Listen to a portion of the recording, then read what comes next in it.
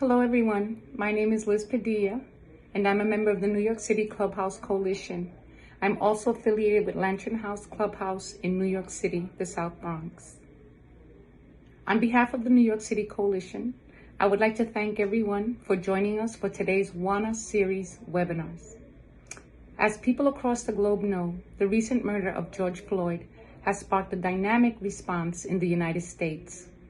People from all races, ethnicities, and backgrounds are powerfully joining together to make real progress in the work of dismantling the systemic racism that pervades this country.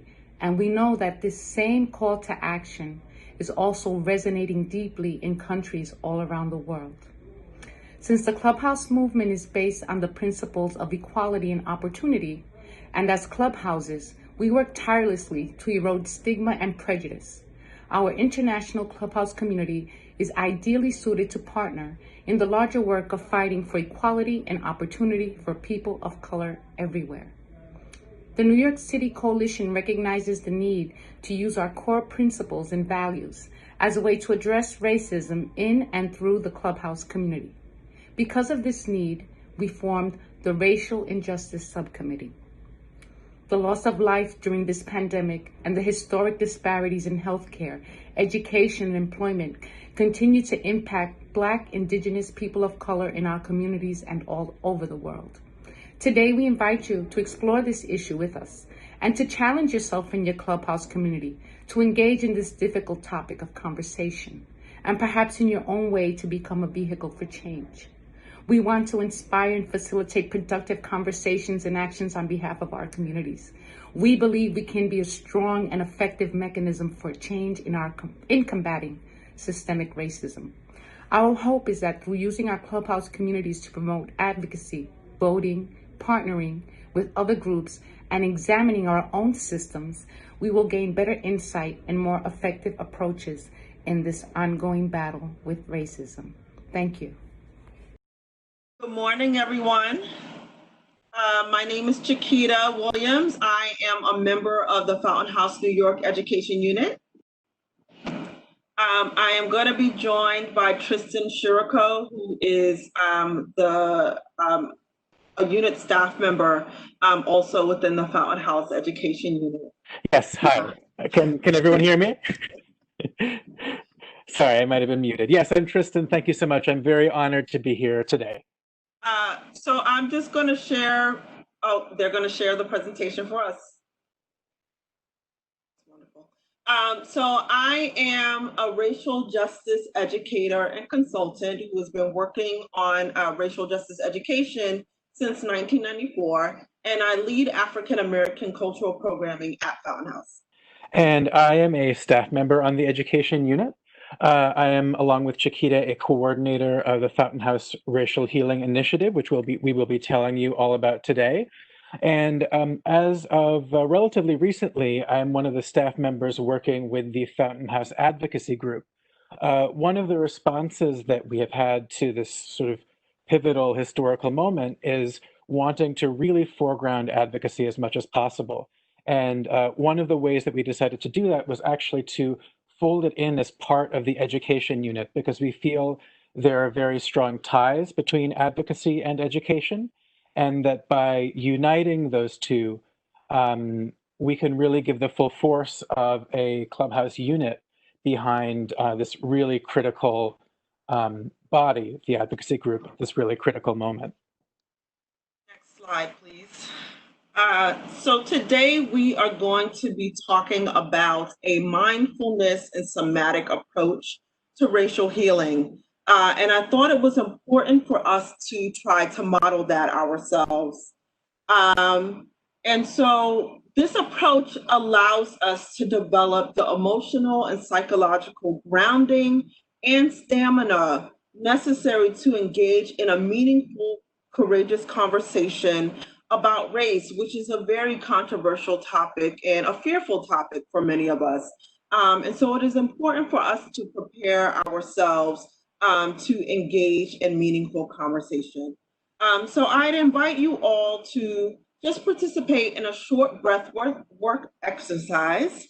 I'm going to ask you to plant your feet firmly into the ground wherever you are, and imagine yourself as a tree expanding its roots.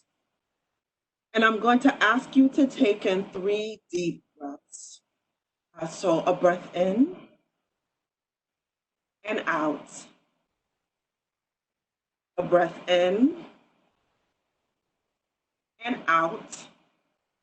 And on this last breath, I want you to just gently sigh when you exhale.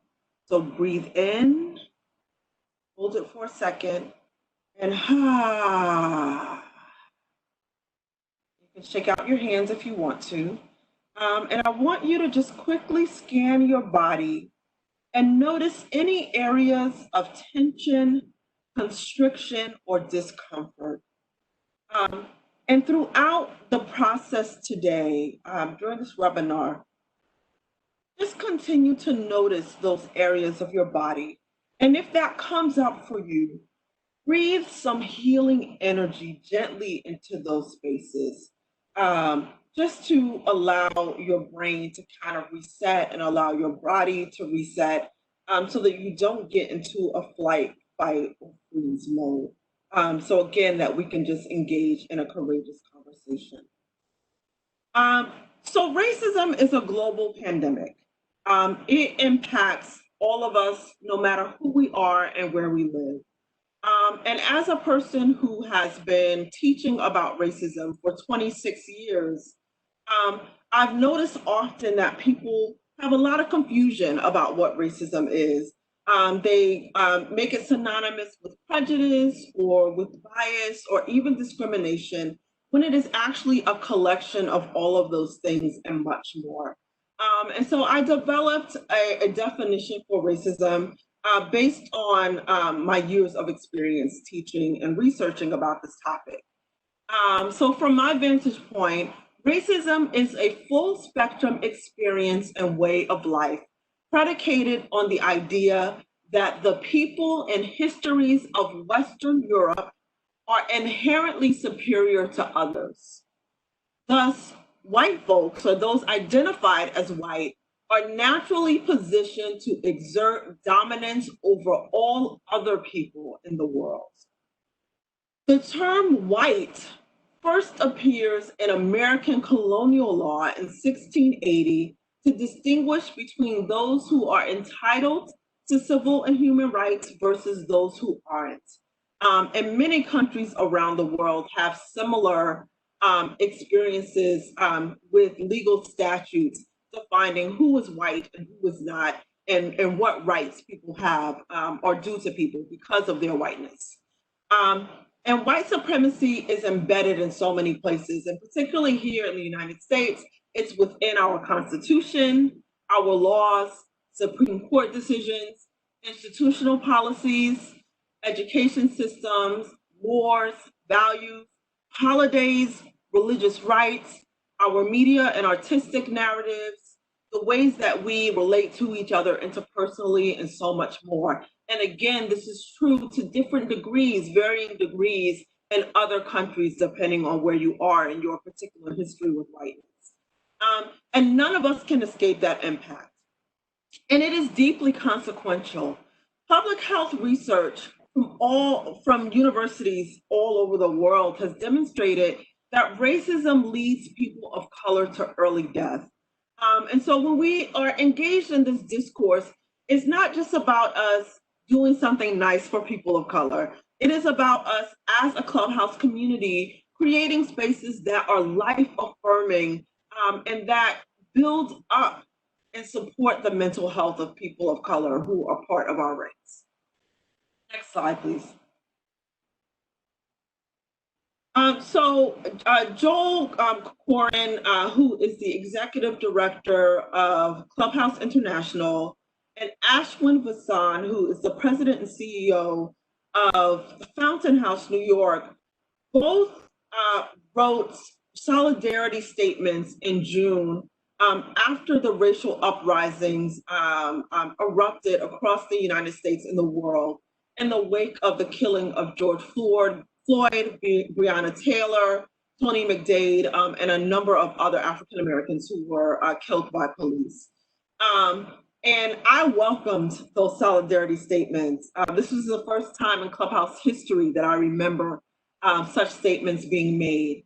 And I decided to write an open letter to both Ashwin and Joel to say thank you for those solidarity statements, but also to ask for some concrete strategic action at the Clubhouse level. I believe all of you were sent a copy of that open letter before this webinar. If you have not received it, we will make sure that we get that to you. But I want to share with you today a few of the points that I made about some strategic action we can take at the Clubhouse level to confront and address racism.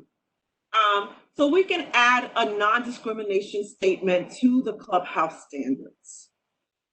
It is important for us to align Clubhouse and social practice with the UN Declaration on Human Rights and the Convention to Eliminate Racial Discrimination.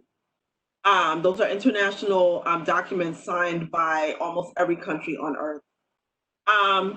We can ensure that Clubhouse boards and senior management actually reflect the diversity of our membership. We can implement racial justice education for all Clubhouse staff and members. We can form non-discrimination committees at the Clubhouse levels that address incidents of harm as they arise and use a restorative approach to address those incidents so that we are constantly creating teachable moments and learning opportunities rather than shame and blame, because all of us are impacted by this and all of us have work to do. And lastly, to measure current outcomes in housing, hospitalization, employment, and education to uncover and address any racial disparities. So next slide, I'm going to turn it over to Tristan. Now, some of you might be listening right now and thinking, well, what does this have to do with me? This is an international Clubhouse community. Some people might be thinking, well, you know, this crisis that's happening right now in the United States around race is a uniquely American problem. But I really want to emphasize that challenges around race are everywhere in the world. And it is something that we need to confront in all of our communities. Another thing that I've heard somewhat frequently is that, you know, this is a clubhouse. The Clubhouse community is safe. It is designed to be welcoming. We don't have these problems here. Well, one of the things that has really become clear to me over the last months and years is that we can really be blindsided by racism and racial trauma. We might not be aware of the ways that we are enacting and carrying out racist ideologies, racist actions in our everyday interactions. These are broad, deep, structural issues and personalized issues that are very widespread. So it might not seem like these are things that we would have in our community, but the fact of the matter is that it makes it that much more important for us to try and figure out what are the less visible, the more subtle ways that we might be enacting racial trauma. So taking that into mind, when we began thinking about how are we going to respond to this moment of extraordinary visibility of racial violence in America, we stepped back and said, I think we need to begin by looking within ourselves. Initially, our response in June had been to say, all right, we're going to have all of these groups, we're going to get together, we're going to start conversations about race and racial trauma. And then it was actually Chiquita who wisely said, let's take a step back. We have to commit to our own self-education before we ask people of color to do the work for us.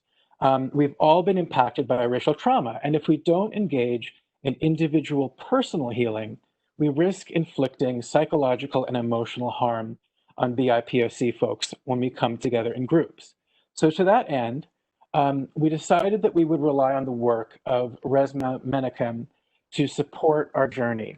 Menakem is an acclaimed therapist and best-selling author of My Grandmother's Hands, Racialized Trauma and the pathway to mending our hearts and bodies. And we decided to use his work and his insights to engage in a process of self-education before trying to turn to the community as a whole and addressing these things communally. We chose Menakam's work in particular because he is one of the only prominent experts doing racial healing work from an explicitly mental health perspective.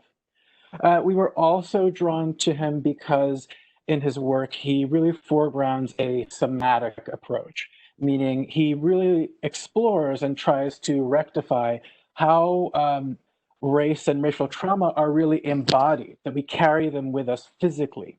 And being able to solve that is a step towards solving it behaviorally, socially, culturally, interactionally. Next slide, please.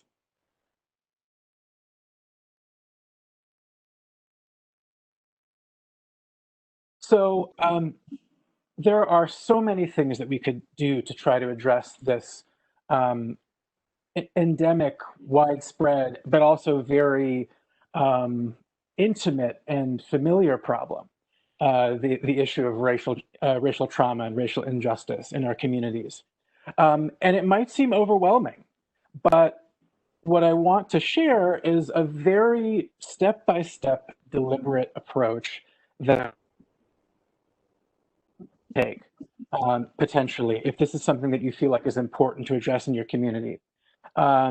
What we have proposed is a process of self-education that will begin with completing Menakam's free 5-session e-course, which is available at the Cultural Somatics Institute. It is free, it is online, anyone can take it, and we will provide the link and information on how to access it. Once individuals complete that work, the next step will be to read and complete all exercises in My Grandmother's Hands by Menachem, and maintain a journal of personal reflections as they are doing so. And the last step, once we have kind of done that,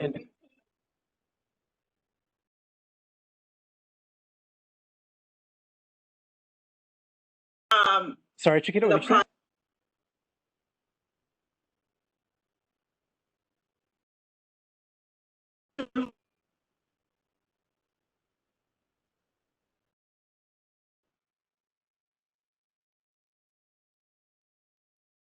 Yeah, Chiquita, we're having a little difficulty hearing you. It looks like Chiquita's having a network issue. So Tristan, would you be able to continue? Of course, yes. Right, so as we go through the process of completing the exercises in My Grandmother's Hands, we would be maintaining a journal of personal reflections as we do so. And so finally, once we have gone through that individual work, we would come together as a community in dialogue using the restorative circle method, which is an indigenous form of communications designed to heal communities suffering from the impact of personal or historic harm. And what I want to emphasize a couple of things. First, this is going to be an intentional, deliberate process that will unfold over the course of months. We first proposed this idea back in June and made announcements on Facebook and sent out emails kind of asking for a call to action, seeing if people were interested. And we got a huge response. Many, many people were excited about starting the e-course, very excited about getting copies of the book. And I'm pleased to say that one of our members took the initiative to reach out to the publisher of My Grandmother's Hands because it wasn't currently available on Amazon. It had been sold out. And the publisher was so moved and touched by the members' expression of our goals and our mission as a community that they actually sent us over a dozen free copies that we could use as kind of a starting point. So it is a deliberate, intentional process that we are engaging in, but even the months that we are spending on this will not be nearly enough. In order to fully realize significant cultural change in our clubhouse and to really actuate, genuine racial justice in our clubhouse and the broader clubhouse community, that's a process that will take years, if not a lifetime. There's one last point that I want to make. which is the heart of this initiative is not about making people feel guilt or shame. It is about coming closer together as a community to foster love, respect, healing, and to strengthen our bonds as a clubhouse within our particular clubhouse and also as a global clubhouse community. So that brings us to the end. If you just take us to the next slide. So I just thought that it was important to curate some helpful resources for you all going forward on race. I'm not going to go through them today, but if we can make sure you get a copy of these slides and you can check out these resources, which are books, websites, and articles, etc. Thank you so much for taking time to listen to Tristan and I. And we look forward to your questions at the end of the second presentation. Thank you, folks. Very well done. I'd like to introduce our second set of presenters and welcome, can you hear me? Luke and Shirlee. Hi, my name is Luke. I'm from Venture House and I work in the education unit and have a large hand in the advocacy committee as well as the racial injustice committee for the Clubhouse New York Coalition. Hi, I'm Shirlee Wechsler. I represent the New York Coalition and Fountain House.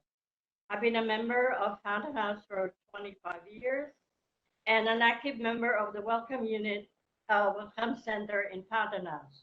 I help in the orientation of new members to navigate their roles and aspiration in the Fountain House community, welcoming them to the Clubhouse and to help them know how Clubhouse works. We started this committee from the onset of George Floyd and Breonna Taylor.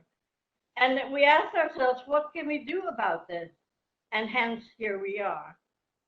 In response to the George Floyd police brutality, systemic racism against Black people.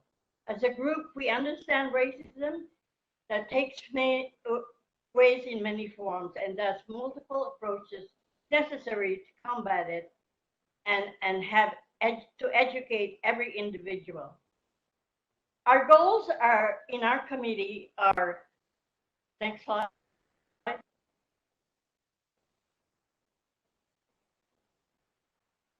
Our goal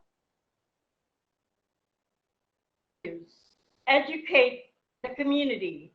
It looks like Shirlee may be having a network issue now as well. Luke, would you be able to take over? Yes, of course. So as Shirlee was saying, the committee sort of understands that there are many forms of racism, and in order to really combat this, we have to take a lot of different approaches. So as a committee, we decided that our main goals were to identify issues and then educate our community about those issues, and then empower the community to fight for equality, either as a group or individually. Because we really need to be able to have this done as a group and from the individual standpoint. And we knew that a lot of our members and staff really wanted to help. They just needed to know how to. And that kind of comes with the empowerment. Next slide. With identifying issues, it sort of kind of goes hand in hand with education and training. For a lot of people who are interested in having some sort of form of racial equality, they don't really know how to start it or what are the real issues are, especially if you haven't experienced it yourself. So what we decided is we would continuously hold trainings to sort of combat implicit bias, which is something that we saw was popping up in clubhouses. And we wanted to sort of eliminate that implicit bias so that we could eliminate any sort of disparities within our organizations and clubhouses. We also wanted to have forums so that we could make sure our members felt safe and supported when they were in the clubhouse. They knew that this was a place that was not just meant to address their mental health issues, but also some of the issues they face out in the world when it comes to race and discrimination. We also wanted to work with local and international partners in developing standards that address racism and bias in our communities. Next slide. So one of the ways that we decided to start working with these outside organizations in our community was through supporting CCIT. In New York and the US in general, police officers are typically the first responders to mental health crisis calls. So if you call the emergency services, police officers will show up and then they will determine what to do once they're there. What we have found is that this can lead to a lot of negative outcomes. First off, there's the issue of police brutality, and then just the general issue of having someone who needs mental health support going to the criminal justice system instead of a system that is meant to help them recover. So we believe that, or CCIT believes that the best way to approach crisis intervention is to have EMTs and a mental health individual report to these crisis calls. That way the police are completely uninvolved and we guarantee that people are diverted to the correct services in order to help them in this moment of crisis. Next slide. Another way we decided to sort of empower our membership and staff is to have voter registration drives. We have decided to offer help with voter registration for individuals who struggle with it. We also remind people of all the important dates. So, you know, in the US, we have a very big election coming up, and we wanted to make sure everyone had registered to vote by the election date and knew when the election was and how they could vote. And we also talk about the importance of voting and how you can change things through your vote. The last thing we did was also help individuals connect to resources to learn about candidates. You know, we don't want to push our members to pick a candidate that we as a clubhouse think is good. You know, every one of the clubhouses has different opinions, and we wanted to make sure that our members were empowered to voice their opinions through their vote, no matter what that opinion is. Next slide. Another thing we have been doing is census campaigns. Most countries, and I know definitely in the US, have a census where the government is able to learn about where the different people are in the US, you know, where they need to send resources, where they're needed. And we wanted to make sure that our members were able to fill out the census so that, you know, the correct agencies knew where to send resources. They knew that, you know, for us in Venture House Queens, you know, we wanted to make sure that New York City knows that we have so many people in Jamaica so that there's enough resources sent for services.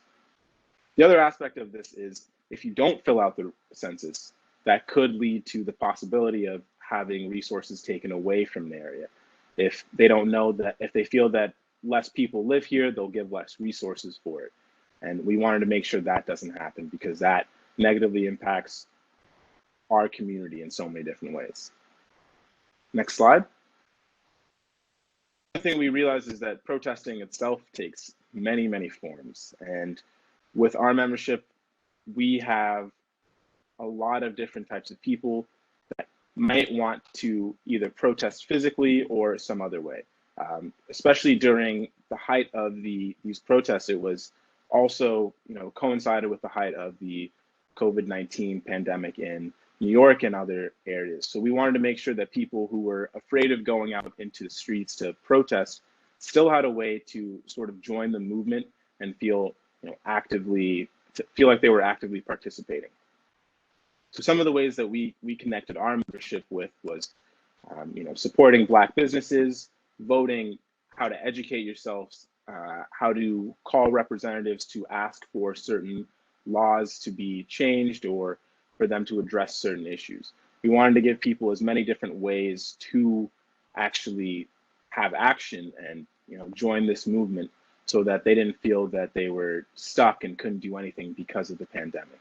You know, we wanted to make sure everyone knows that there is something that you can do and everything helps. Next slide. The last thing for us was to sort of keep that conversation going. This should not be a one-off thing. You know, although the protests sort of sparked this huge push for it, you know, there's been a push for racial equality throughout the world for as long as the disparities have existed. And we know that this isn't something that can be taken care of in, you know, one meeting or a couple of meetings. This needs to be a conversation that is continuous. So for us at Venture House, we've decided that we are going to try to have either a training or a sort of forum or conversation at least once a month, so that this is constantly on our minds and we are constantly aware of how we can improve in being anti-racist as an organization, and how we can improve in supporting our membership to make sure that they are getting everything that they need from us and, you know, from the community. And if they don't get it from the community, we want to make sure that we know about it so that we can advocate on their behalf and with them. Next slide. So moving forward, the Racial Injustice Committee wants to push for a couple different things. The main thing is to have each clubhouse have, you know, a higher level of standards for their commitment to racial equality and making their clubhouse a culturally sensitive place. One of the ways that we want to do that is through exploring a partnership with the Black Lives Matter organization here in New York City. We want to see what ways that we can work together, whether it's education or, you know, helping each other in some way. We want to see how they intersect with our goals and how we can help each other, and whether they can educate us and how so. We also want to implement a training curriculum to use at training bases and other clubhouses so that people know the best ways to sort of begin these discussions and to assess how they as clubhouses and organizations in general can be better about race and racism and making sure that there aren't any disparities within their clubhouses. And, you know, this is a really big ask, and for us to sort of create this curriculum, it'll help clubhouses begin that and then hopefully continue that. We also want to continue striving for equal employment and educational opportunities, both within our clubhouses and for our membership. So within our clubhouses, we want to make sure that we are hiring people or a diverse group of people, and that we are not having a sort of racial bias when it comes to hiring or when it comes to appointing people to the board for different clubhouses. And last but not least, I think Chiquita and Tristan spoke a little bit about this, but we really want to back a new standard on racism, or revising the fourth standard so that it can really talk about having clubhouses commit to being anti-racist and also commit to working towards racial equality at all times. Next slide.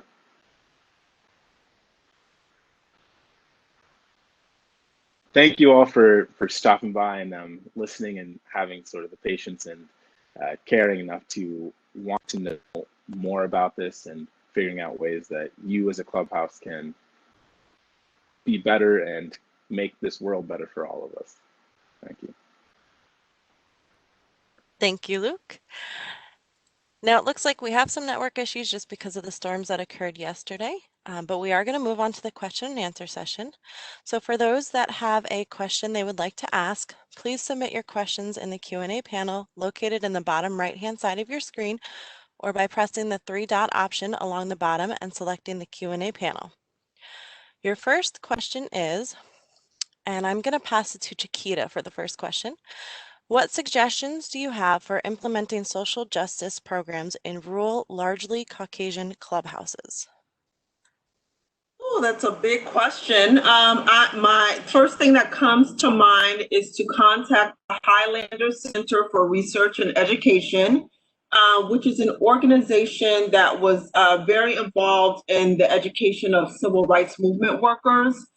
It is a multiracial organization that was founded by Miles Horton, who is actually a white male from a rural community. And they assist communities all over the South and in rural America to work on social justice and work on racial justice issues. So I would most certainly recommend that you connect with them. I also think that it's important for us to recognize that racism is an issue that impacts all of us, and that white people have always been involved in the struggle for racial justice, whether it's been abolitionism, against Jim Crow segregation, during the civil rights movement, mass incarceration. So fighting against racial justice is not a Black and brown issue. It is a human issue. And so there are many ways to get engaged. A lot of white people in rural communities may feel a sense of shame and guilt about their families or their own participation in racist systems. You can always decide today that I don't want to be a racist and that I don't want to engage in the system of racism in this country, and think about what you need to do personally to address that, and then have conversations and dialogues about what you can do communally to address that.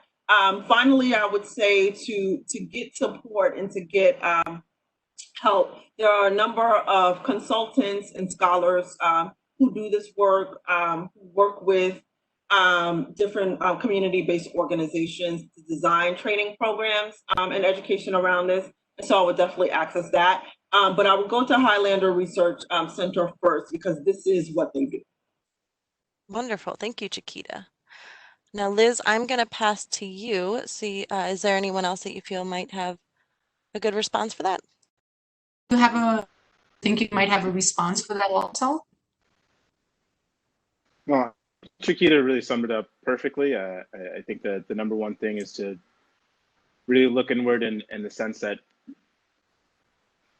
oftentimes people feel that sort of pushback because they think that, we are not racist, we don't have this problem, and sort of putting that education there to show where the problems lie, sort of kind of create that disconnect between people's belief and the reality, and to show that in a way that isn't necessarily confrontational, but purely educational, to show people the ways that they can better themselves. And it's not that I'm trying to shame people, but to really push for you to become better. And I think that if you frame it in that way, no one is going to say no to wanting to become a better person or to help their individuals or their members. And remember that clubhouses are all about helping members. And if you frame it in that way, I think everyone who's in the clubhouse community has a commitment to, social good. So I think kind of framing it in that sense makes it a little bit easier. If I may add some scholars to follow, some scholar activists to follow. Tim Wise is based in Texas. There's Robin DiAngelo, who's based in the Midwest. And I'm blanking out right now. Paul Cavell, who was based out on the West Coast. Wonderful. Thank you both. So our next question, how can racial injustice in a clubhouse negatively impact one's recovery? Is it okay if I jump in on that? I was just going to ask you, Chiquita. So one of the reasons why we decided to use Resmaa Menakem's approach at Fountain House is because racism is a traumatic experience. We tend to think of racism as something outside or external or other and not directly connected to one's mental health, but it is absolutely connected to one's sense of well-being, one's sense of safety, one's sense of belonging in the world, as well as like the constant witnessing of this police violence that all of us have been privy to, the microaggressions that we as people of color experience every day. Those things, all of those things cumulatively lead to poor physical and mental health. And as I said earlier, actually have been shown to lead to early death. We know that that people who have mental illness as a whole tend to die about 25 years earlier than the general population. For people of color, it's an additional 10 years earlier that the death rate or the life expectancy is about 35 years earlier than the general population because of the combination of racial injustice, experiences of racial injustice, and experience of mental health discrimination and stigma. So it is critical for us to see racism as a mental health issue that must be fully integrated into any work that we do in the Clubhouse community. And it makes sense if we want to help people in their recovery and help people feel safe within Clubhouses to tackle this issue so that we are not contributing to the stress and early death of our members. Could I add something to that? Absolutely. From the perspective of a given Clubhouse community, I have seen very clearly that when there is a culture or a presence of racism, racist ideology, racist trauma, the suffering of individual members contributes to the breaking down of the bonds that unite the community as a whole. So when a model of care is so based on communal support and communal connection, and when people coming together and sharing their ideas and values and beliefs is really at the heart of what we do as a clubhouse, when certain individuals are ostracized and when other individuals are distancing themselves because of biases or prejudices they may have, that undermines the entire integrity of how our model works. And the more we can overcome prejudice, the more we can overcome our internalized racial trauma and our conscious and unconscious biases, the more we can help each other heal and recover and come closer together as a cohesive clubhouse.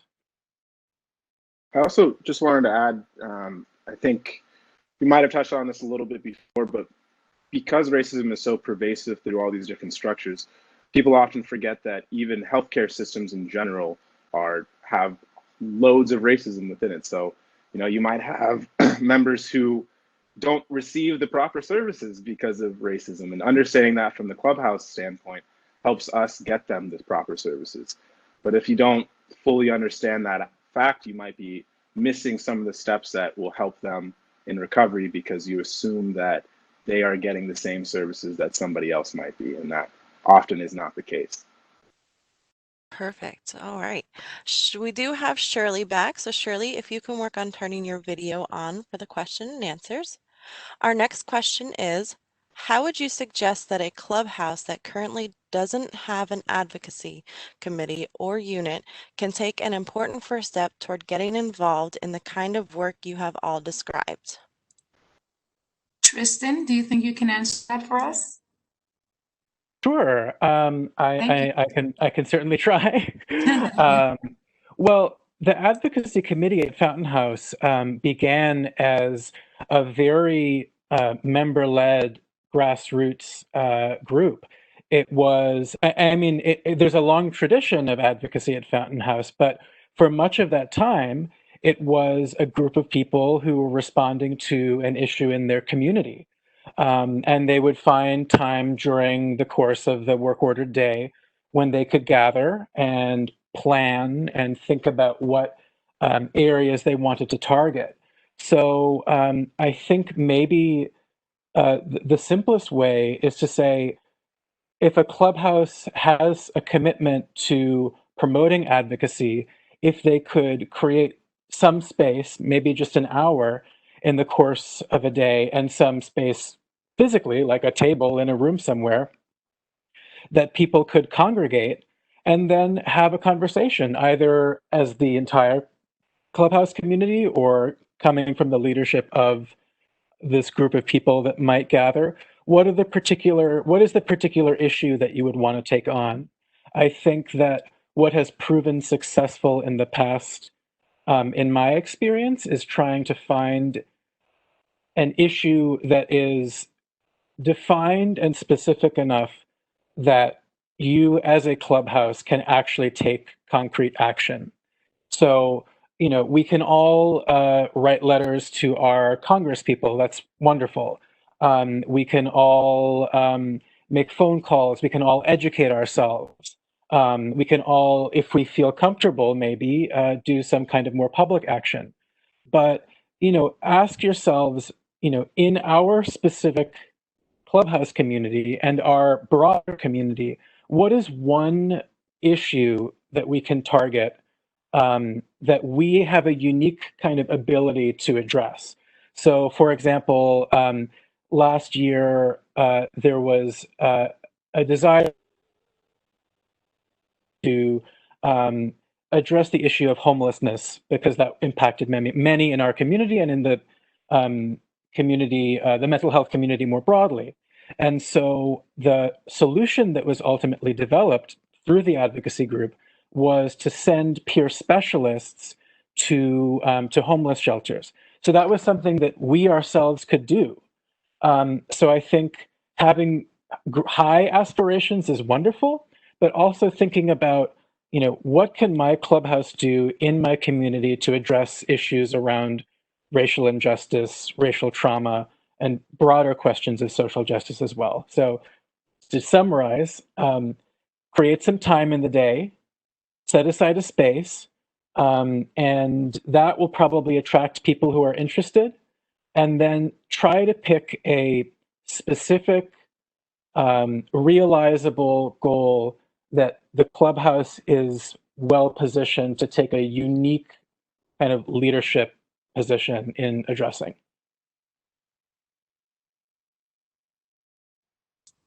Thank you. Luke, do you have any input? I would just say I think Tristan's very correct. A lot of clubhouses, or I would even go as far to say most clubhouses, have a desire to advocate for members. It's just about formalizing it, and I think Tristan's totally correct. And you pick something that is very important to the larger community, and then you start with that and try to have formal meetings. I know for us at Venture House, we'd had our advocacy committee for quite some time, probably since we've begun, but recently it's sort of shifted into the education unit, partly because I'm in the education unit, so it's a little bit easier for me, but also because as the education unit, it just made sense for us to be the ones to be pushing for trainings and other sorts of education on various issues. So yeah, I think just formalizing it in a way that people are going to hop in and really get amped up about it. One more quick thing to add. First of all, education unit, best unit, hooray. Second of all, so much of what we do at the clubhouse is oriented towards creating meaningful unit work and meaningful work for the work order day. There's so much amazing work that can come from advocacy. Researching issues, letter writing campaigns, creating workshops that we can share in the community. It's endless. And what's wonderful about it too is as unit work, it is inherently meaningful because what you're doing has real world, in some cases, life or death impact. So nothing can be more meaningful in many ways than that kind of, your actions will make someone safer out there in the world, or make someone more likely to have a home, or more likely to have access to critical technology.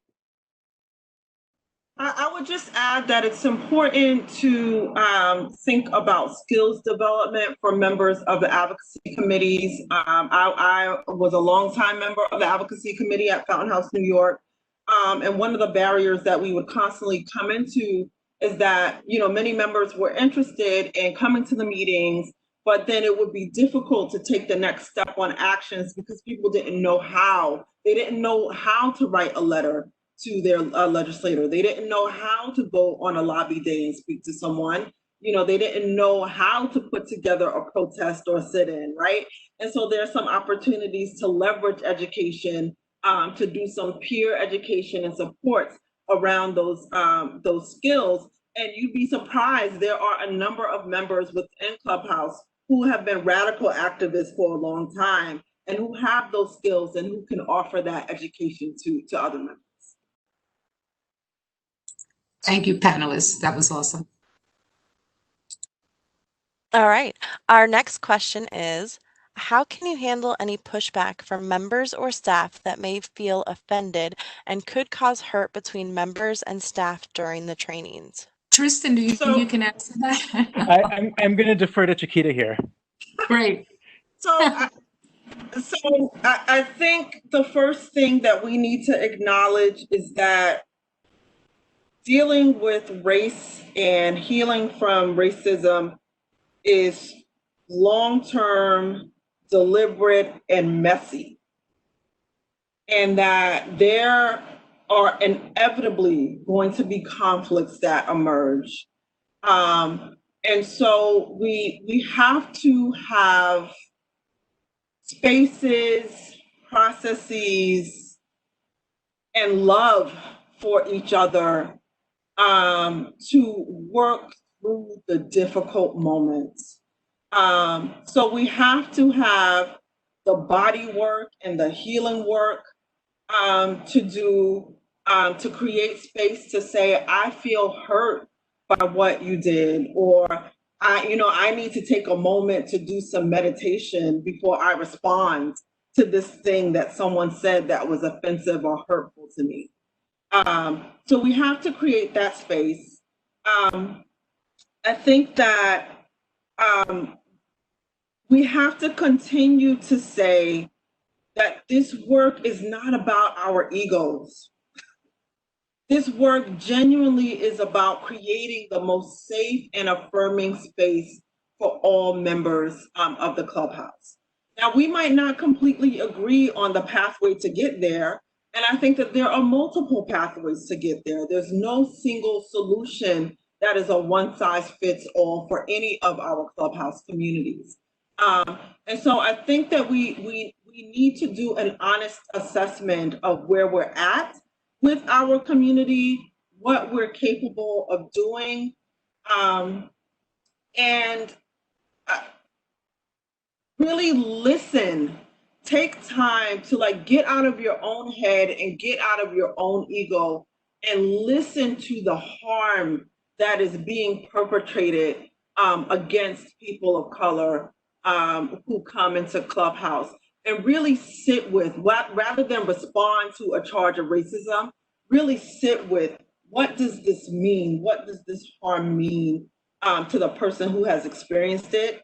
I know at Fountain House, New York, there are people who don't come to Clubhouse because of their experiences of racism, right? And so that compromises our numbers, that compromises our funding, right? Because people don't feel that there's a safe space for them to come to. So we are about creating the safest space possible. Lastly, I would say to create individual space between unit workers and members, or unit workers and unit leaders, to discuss their anxieties and their fears about having the conversation about race, because usually those anxieties are just feelings and not facts.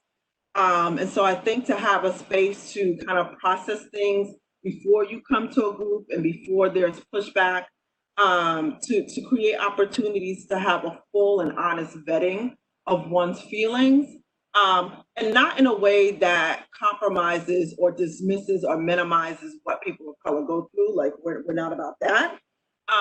But having space to understand that we're all human, that we all have learned racialization, that we're all impacted by it, and the only way for us to really address and dismantle these issues is for us to not see ourselves as horrible people without character because we might have racist thoughts or feelings, but to see ourselves as human beings who have been taught or inherited a legacy of racism that we want to try to transform and change.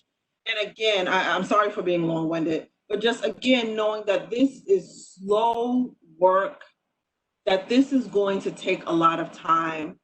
Have patience with people. You'd be surprised how people who are resistant today will turn around in 3 to 4 years.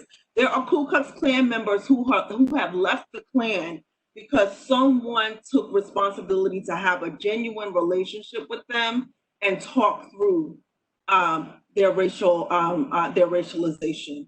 So we have to have faith that our relationships have power and that they can support us all on this journey. Wonderful. And we see that Shirlee is back as well.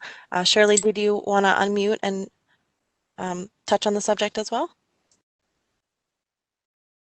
Very hard to talk about racism within friends. I tend to like quiet about it, but I can't anymore because I see it all the time. I see it in the city. I see it in the clubhouses, and I wish that we would educate each other to know what racism is and how it feels to be discriminated upon. I've been discriminated upon so many times, and it hurts. And can you see the people being discriminated upon in clubhouses? They hurt. It's traumatic. And that's how I feel right now with my race as a Hispanic woman, Filipino to boot. And every time I go to a clubhouse, they always say, "What's your heritage?" Do they have to ask me what I am? I'm a person. I'm a human being. And that's all I have to say. Thank you, Shirlee. All right, let's move to our last question as we're running out of time. So not saying anyone has to go short with this, but at our clubhouse, we have historically accepted as given that we do not discuss politics or religion in the clubhouse. What steps will we take to challenge that idea and to promote responsible and open dialogue about issues to change the culture of polite conversation when so much is at stake? I think that any non-commitment to dealing directly with race, any commitment to just be nice and polite and not stir the pot is actually a commitment and default to white supremacy. We have to understand that. Color blindness is a default and commitment to white supremacy, right? What you do not acknowledge, what you do not challenge and uproot will actually fester and grow. And so the assumption is if we don't talk about it, that it doesn't exist. It does exist. People are being harmed. And again, this is life and death. This is not about what's nice to do or what is not nice to do. We are contributing to a space that is not life affirming and that is actually death affirming for people of color. And I have to be very direct and saying that so that people can really understand that.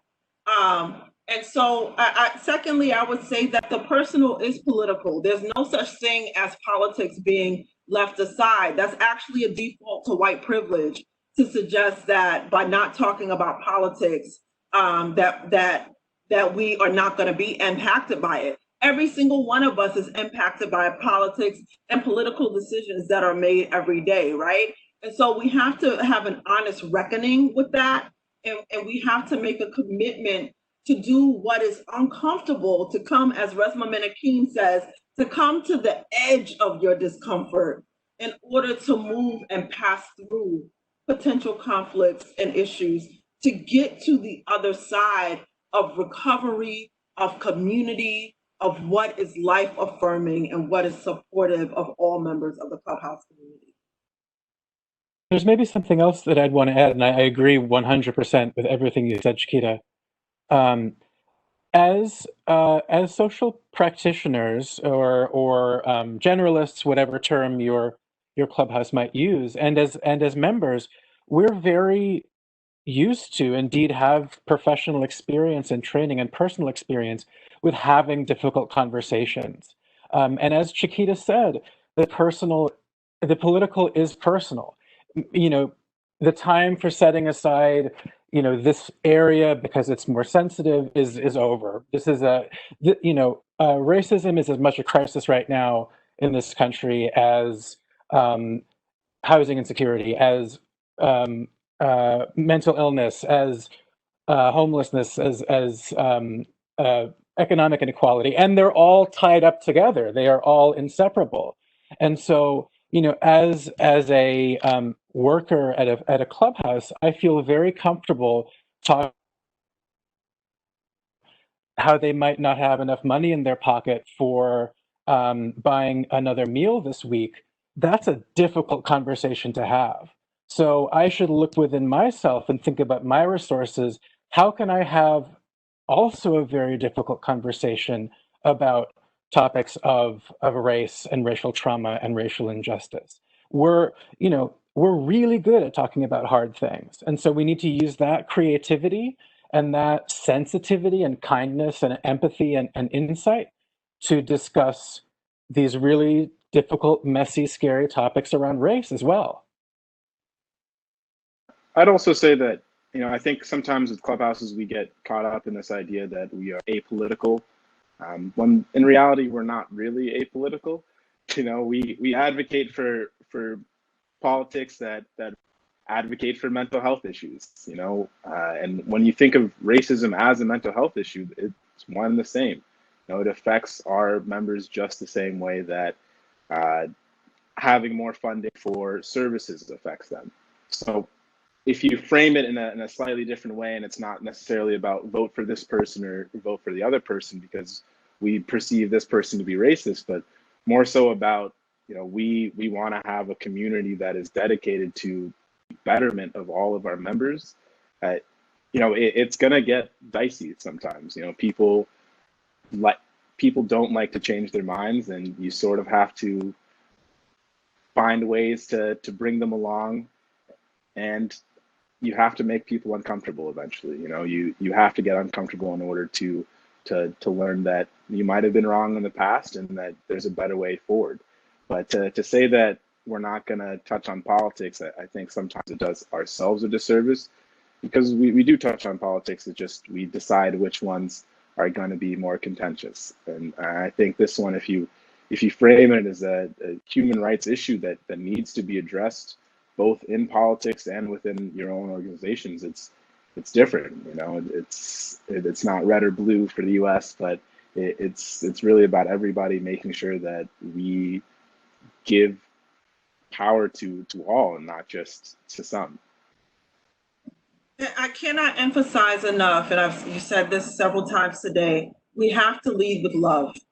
If we're not coming from a space where we're leading with love and leading with the idea of loving humanity and wanting the best for all of humanity, then things are going to break down. Conversations are going to break down. But if we are about affirming our community, then that will give us the strength to work through those really difficult times.